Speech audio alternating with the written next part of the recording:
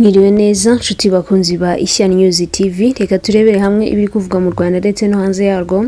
Reka duhere mu Rwanda, ari inkuru ivuga ko mu Rwanda abantu bapfuye mu mwaka wa 2025 bageze ku 39,355, mu gihe abana bavutse ari 356,838. Ibi bikubiye muri raporo ya Rwanda Vital Statistics Report yashyizwe hanze n'ikigo cy'igihugu cy'ibarurishamibare ku itariki ya 15 Mata 2025. Raporo igaragaza ko abarenga 55% by'abapfuye bapfiriye hanze y'amavuriro, mu gihe abapfiriye kwa muganga ari bo bake. Intara y'Iburasirazuba niyo yapfushije abantu benshi, ikurikirwa n'Amajyepfo, mu gihe umujyi wa Kigali ari wo wapfushije bake. Indwara zitandura zirimo iz'umutima, diabete n'izindi nizo ziza imbere mu guhitana benshi, cyane cyane abapfiriye mu ngo. Hari kandi n'abahitanywe n'impanuka, ubwicanyi ndetse n'indwara zandura zirimo na sida. Raporo igaragaza ko hakenewe gukomeza gushishikariza abaturage kwivuza hakiri kare no kugera kwa muganga igihe bagize ibibazo by'ubuzima. Reka twekeze hanze y'u Rwanda, hari inkuru ivuga ko Repubulika ya Demokarasi ya Kongo yemereye abahuza hagati yayo n'ihuriro rya AFC-M23 ko itazongera kwica abasivile,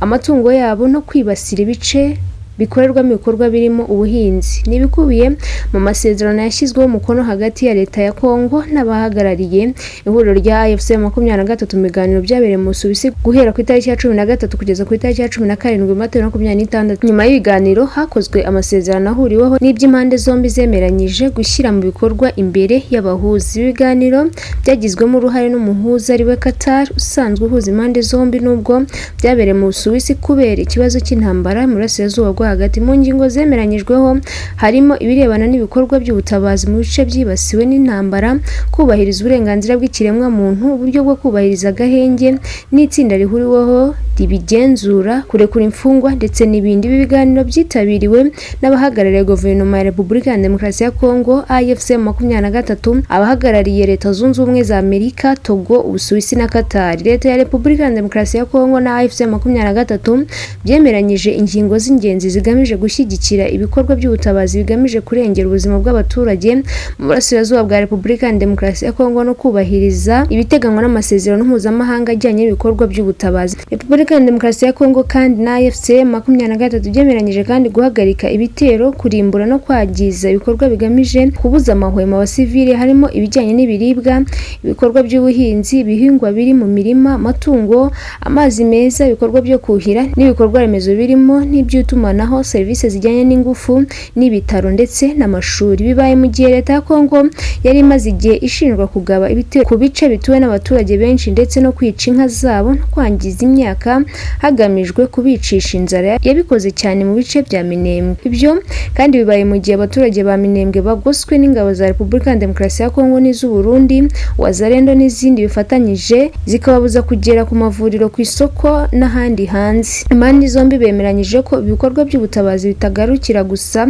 ku biribwa, imirire, ubuvuzi, amazi, isuku n'isukura naho kuba, ahubwo bigomba kujyana no gucungira umutekano abasivili. Mu byemeranyijweho kandi harimo ibikorwa byo gukumira no kurwanya ihohoterwa abasivili bakorerwa, by'umwihariko abagore n'abana. Banemeranyije kandi gucungira umutekano abakozi b'ibigo by'ubutabazi barimo n'ab'imbere mu gihugu ndetse n'abagenerwabikorwa n'imitungo yabo, hifashishijwe mu bikorwa by'ubutabazi no kubemerera gukorana ituze. Hanemejwe kandi ko ibikorwa bya serivisi by'ubutabazi bigomba gutangwa ku baturage bose hatabayeho ivangura iryo ari ryo ryose, ryaba rishingiye ku myemerere, inkomoko y'umuryango, imibereho, aho batuye, ibitekerezo byabo, ubwoko, umuco cyangwa ururimi. Mu gihe ibyo byashyirwa mu bikorwa, abanyamurenge bo muri Repubulika ya Demokarasi ya Kongo baba bagiye kuruhuka nyuma y'igihe kinini bibasiwe n'ingabo za leta bazizwe uko bari. Tukiri muri Repubulika ya Demokarasi ya Kongo kandi, ihuriro rya AFC-M23 rihanganye n'ubutegetsi bwa Repubulika ya Demokarasi ya Kongo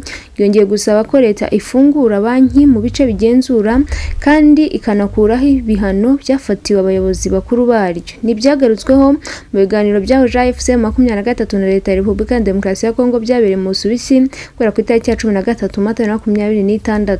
Kuva ihuriro rya AFC-M23 ryafata umujyi wa Goma muri Mutarama 2025, leta ya Repubulika ya Demokarasi ya Kongo yahise ifunga ibigo by'imari byose byari biburimo mu guca intege iryo huriro. Ni igikorwa ariko cyanabangamiye uburenganzira bw'abari bafite amafaranga yabo mu mabanki, kuko batabashaga kuyabikuza ngo babe bayakoresha mu bucuruzi bwabo cyangwa ibindi bikorwa bya buri munsi. byakomotse. AFC 23 ikunze gusaba leta ko yafungura amabanki kugira ngo abenegihugu bari muri Goma na Bukavu n'utundi duce turi mu maboko yayo babashe gukomeza ibikorwa byabo nta nkomyi. Yanasabye kandi ubutegetsi bwa Tshisekedi gukuraho ibihano byafatiwe bamwe mu bayobozi bayo bakuru birimo n'ibihano by'urupfu no gufatira imitungo yabo. Ku rundi ruhande, leta ya Repubulika ya Demokarasi ya Kongo yasabye ihuriro rya AFC 23 gufungura ikibuga cy'indege cya Goma, ibintu iryo huriro ryamaganiye kure. Ikibuga cy'indege cya Goma ntabwo kiraba nyabagendwa kuva cyaberaho imirwano ikomeye yari igamije kukigarurira kikangirika bikomeye. Byagaragaye kandi ko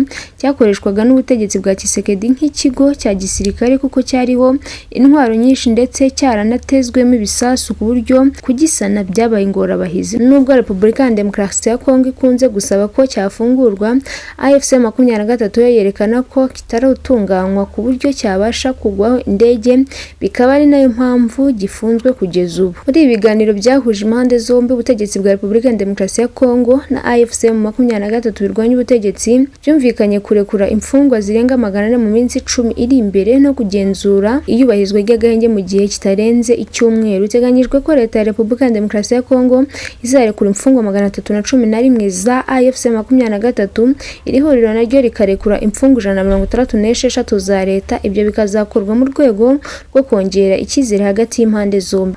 Reka dukomeze ku nkuru ivuga ko urukiko rw'ubujurire ruherereye Imbeya muri Tanzania rwemeje igihano cy'urupfu cyari cyahawe abagabo 3 bahamijwe n'icyaha cyo kwica umukozi ushinzwe gutanga inguzanyo mu kigo cy'imari iciriritse. Iki cyaha cyo kwica uyu mukozi cyabaye ku itariki ya 30 Kamena 2017 mu gace ka Isanga muri Mbeya. Abo bayobozi bahamijwe icyaha barimo Alex Mwarikwambalo alias Mushi uzwi nka Mangi na Gideon Hulo uzwi nka Mwakinga.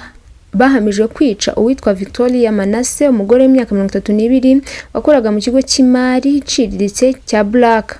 Dukomereze kuri iyi nkuru ivuga yuko Minisitiri w'Ububanyi n'Amahanga wungirije wa Iran Cy'Indege yavuze ko nta tariki iremezwa yo kongera gusuhukura ibiganiro by'ubuhuza hagati ya Leta Zunze Ubumwe za Amerika mu gihe zimwe mu ngingo z'ibyo baganiriyeho mbere zitaremezwa. Mu cyumweru gishize nibwo intumwa za Amerika n'iza Iran zahuriye mu biganiro byo guhagarika intambara imaze iminsi bihuza, gusa byasojwe nyuma y'amasaha 21 zinaniwe kubyumvikana mu bijyanye no kuyihagarika. Ikiganiro yagiranye n'itangazamakuru muri Turukiya aho yitabiriye inama ku bya diplomasi, Minisitiri w'Ububanyi n'Amahanga wungirije wa Iran Cy'Indege yavuze ko iki gihugu cye gikomeje gushyira imbaraga mu gushyiraho umurongo ngenderwaho uzagenga ibi biganiro kandi ukazabahuriweho na Amerika kugira ngo bitazongera kubaho ntihagire icyo bitanga.